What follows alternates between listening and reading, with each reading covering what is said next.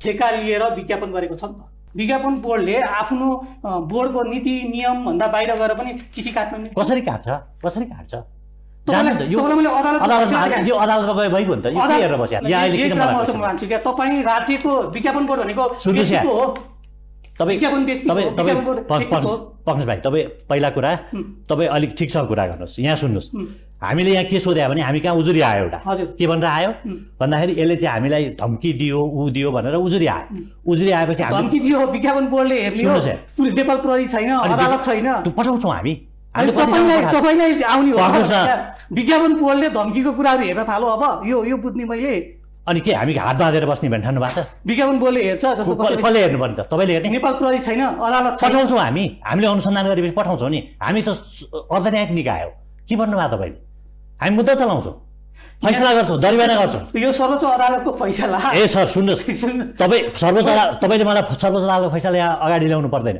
हामी कारबाही गर्छौँ, एक्सन गर्छौँ, चित्त नबुझे अदालत जान्छ। त्यही त अब स्थानीय पालिका गर्छौँ हामी। तपाईँ गर्नुहुन्छ, म बुझेँ। यस सुन्नुहोस्, तपाईँ गर्नुहुन्छ तर तपाईँको नीति नियममा बसेर गर्नु न। होइन नबसे मलाई कारबाही गरिहाल्छ नि। नियम विपरीत जानु कसरी नियम विपरीत? यहाँ हेर्नु तपाईँको यही हेर्नु, तपाईँको पत्र पढ्दैछु मैले।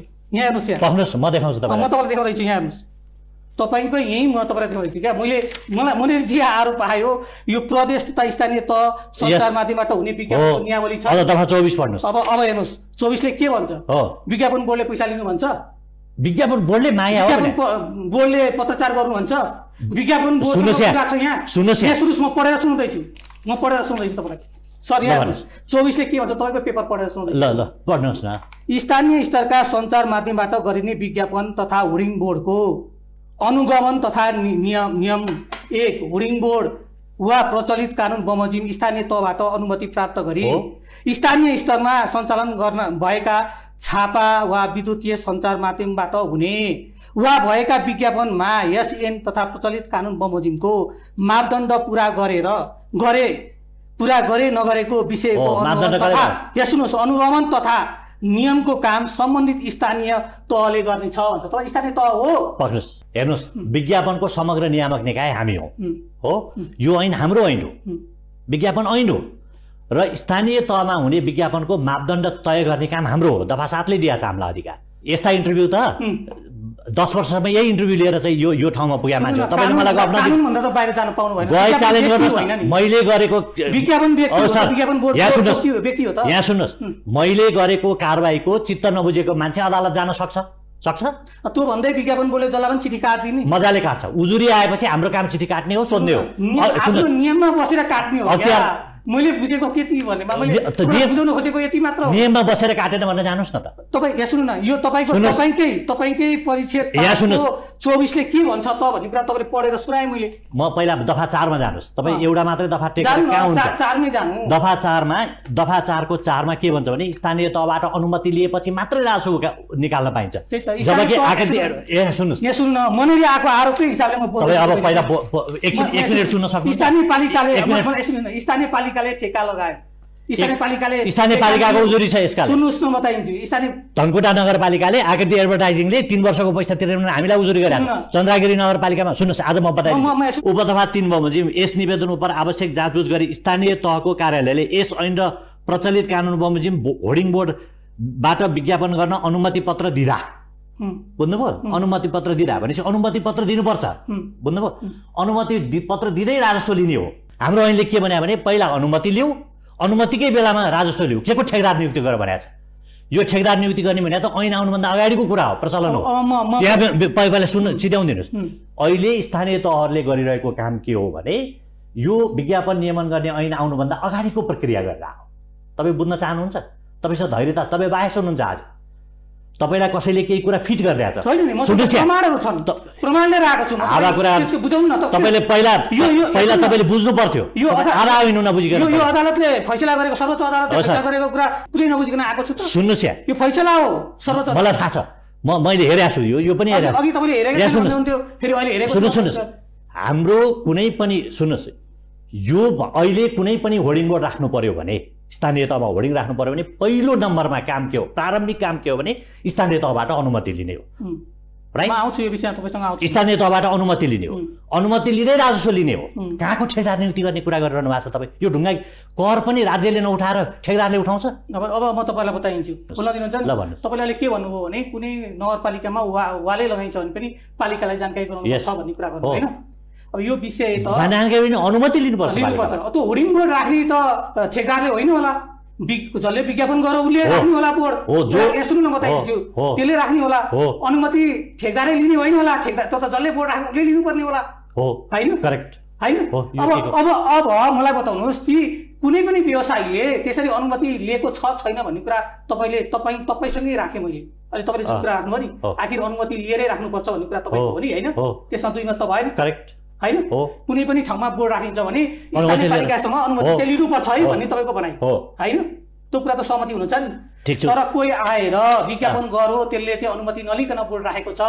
भने त्यसलाई कारबाही गर्ने हो त्यसलाई कारबाही विज्ञापन बोर्डले गर्छ स्थानीय तहले कारबाही गर्ने हो विज्ञापन बोर्डले कारबाही गर्छ नि विज्ञापन बोर्डले होइन स्थानीय तहले गर्ने हो हाम्रो काम होइन त्यो म फेरि पनि आएँ फेरि तपाईँकै पोइन्टमा आएँ म पहिला कुरा सुन्नुहोस् म तपाईँकै पोइन्टमा काठमाडौँ महानगरपालिकामा कारबाही उसले गर्छ त तपाईँ किन चिठी पठाइरहनु भएको छ त हो यहाँ चाहिँ स्थानीय पालिकालाई चिठी पठा भन्नु न त तपाईँ हामीले भनेका छौँ त स्थानीय तहलाई चिठी काटिरहनु भएको छ यो तपाईँको चिठी हो यो हामी सुन्नुहोस् मेरो चिठी हो त मैले कहाँ होइन विज्ञापन बोर्डको सुन्नुहोस् उसले विज्ञापन एजेन्सीलाई सुन्नु न यहाँ तपाईँकै भाषा प्रयोग गरिरहेको छु अब तपाईँ बोल्नुहोस् ल मैले आएको आरोपको विषयमा कुरा गर्दैछु तपाईँ के आरोप यहाँ आरोप के आरोप आयो अदालत जाने तपाईँले केरकाय गर्ने हो यहाँ सुन्नु न तपाईँले नियम विपरीत विज्ञापन बोर्डले काम गर्दा जर्नलिजम पढ्नु भएको छ हजुर जर्नलिजम पढ्नु भएको होइन तपाईँले मलाई अब पढ्न सिकाउन थाल्नुभयो सिकाउँछु नि म जर्नलिजमको मास्टर छु त मैले नसिकाएको अरू विषयहरू पनि यहाँ सुन्नु तपाईँ विज्ञापन बोर्डले चिठी काटिरहेको छ यो चिठी काट्नु हुँदैन थियो यो कुरा छ भनेर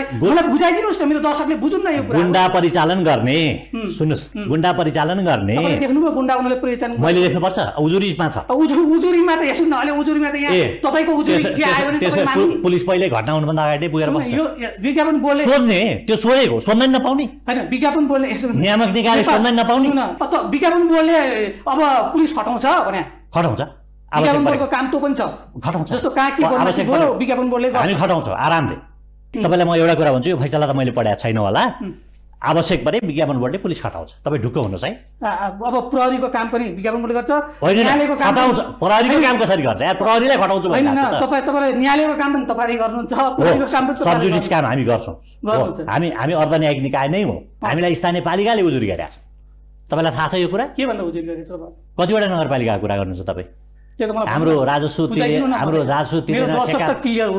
तपाईँको दर्शक त भुलिहाल्यो नि तपाईँको दर्शक को त मैले थाहा पाइसकेँ नि कसले यहाँ चिठी दिएछन् तपाईँलाई त्यही दर्शक हो तपाईँको होइन मेरोमा तपाईँ ढुक्काउनुहोस् सर बुझाइदिनु पर्यो गिरिजी तपाईँ ढुक्काउनुहोस् एउटा कुरा मैले गरेको काममाथि प्रश्न उठाउने तपाईँलाई अधिकार छ किनभने म सार्वजनिक पद धारण गरेको मान्छे हुँ हो मलाई हेर्ने निकाय पनि छन् त्यहाँ गएर उजुरी गर्ने अधिकार छ गर्नुहोस् तर हामी अर्धन्यायिक निकाय हौँ हामीले स्पष्टीकरण सोध्ने बयान गराउने कारबाही गर्ने हामीसँग अधिकार छ हामी त्यो अधिकार प्रयोग गर्छौँ र त्यो अधिकारमाथि तपाईँ धावा नबोल्नुहोस् म सुन्नु न तपाईँहरूको विधान नियममै गएर तपाईँलाई चित्त नबुझे कानुनी उपचारमा जानुहोस् सरकारी निकायका मान्छेहरू अधिकार प्रयोग गर्न डराएर हो हामी डराउँदैनौँ म यही फिल्डबाट आएको मान्छे हुँ यो विषय मैले बुझेको विषय हो मैले कानुनी अधिकार प्रयोग गरेर स्पष्टीकरण होइन बयान लिन्छु मैले नसके पुलिस खटाउँछु गर्छु मेरो कामै हो त्यही विज्ञापन बोर्डले नियम मिच्यो यसलाई कारबाही गरी पाऊँ भनेर किन अदालत नहो कि यहाँ किन मलाई बोलाएर गए भइगयो नि तपाईँ जस्ता पत्रकार धेरै डिल गरे मान्छे हो जानुहोस् नो प्रब्लम कसरी डिल गर्नु तपाईँले यसै गरी देख्नु भएन तपाईँ जस्ता त मेरा हजारजना त स्टुडेन्ट होला होइन मसँग आएको आरोपको हिसाबले तपाईँलाई मैले चिनिसकेँ मैले यो गरेँ ऊ गरेँ यसरी काम गरेँ भनेर नो प्रब्लम तपाईँसँग म एक रत्ती यस्ता नक्कली कागजात बनाउने सुन्नुहोस् यहाँ नक्कली कागजात बनाउने सुन्नुहोस्